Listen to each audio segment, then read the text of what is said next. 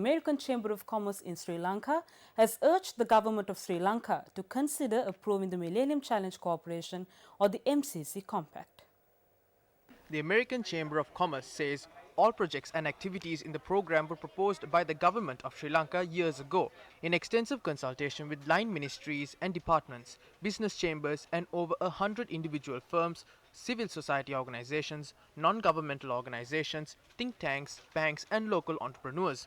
AmCham says the transport project, if implemented, has an estimated economic rate of return of 19%, while the land project has an estimated economic return of 26%. It adds, together, the two projects are projected to benefit 11.3 million people, which accounts for 54% of Sri Lanka's population. The statement notes AmCham Sri Lanka is strongly committed towards uplifting the country's economy and aiding such development that will benefit its membership and the larger business community, and calls upon the Government of Sri Lanka to approve this grant, consider the advantageous impacts the MCC will have on the country's economy, and make this a priority before MCC's Board of Directors meets on the 18th of September 2019.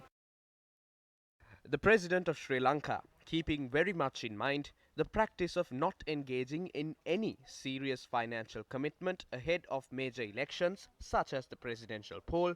has asked that the acceptance of the Millennium Challenge Compact be left for until after the election. However, it ought to be noted that Sri Lanka has a huge debt burden currently running at approximately 83% of our GDP. If the donor of this Millennium Challenge Compact really wants to make a difference, perhaps they ought to consider helping settle the huge debt that Sri Lanka is now engulfed in.